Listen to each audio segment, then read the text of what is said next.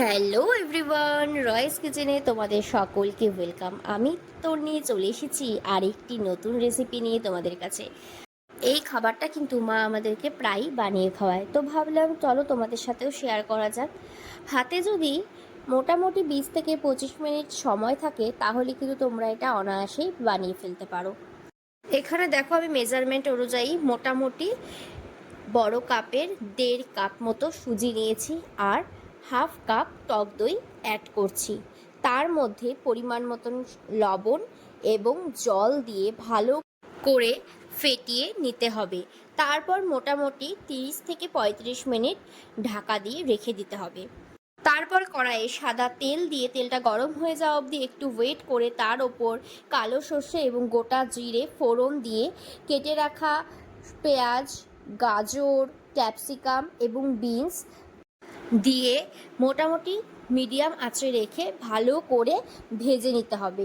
তারপর পরিমাণ মতন লবণ, সামান্য হলুদ গুঁড়ো, লাল লঙ্কার গুঁড়ো কালারটার জন্য, আর ধনেপাতা গুঁড়ো এবং গোলমরিচ গুঁড়ো দিয়ে ভালো করে ভেজে নিতে হবে।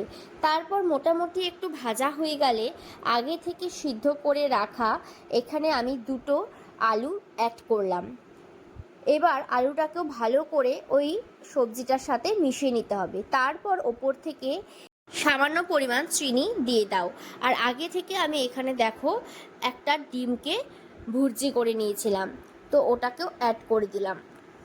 তারপর ধনেপাতা কুচি দিয়ে, আর হ্যাঁ, সবার ফার্স্টে আমি বাদাম ভেজে তুলে নিয়েছিলাম।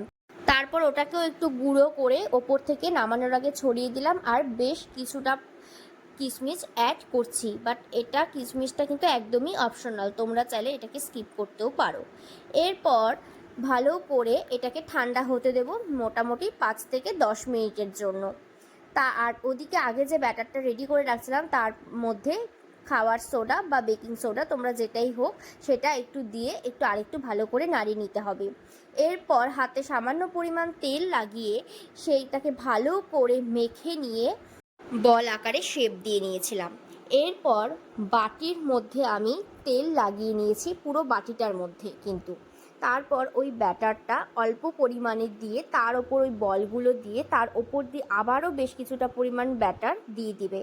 এমনভাবে ব্যাটারটা দেবে যাতে হচ্ছে ওই বলটা ঢাকা পড়ে যায়। তারপর এইভাবে প্রত্যেকটা তৈরি করে নিয়ে এদিকে আমি কড়াইয়ের মধ্যে বেশ অনেকটা পরিমাণ জল দিয়ে তার ওপর স্ট্যান্ড বসিয়ে বাটিগুলো এক এক করে বসিয়ে দিলাম। তারপর একদম এক কথায় স্টিমে বসাতে হবে।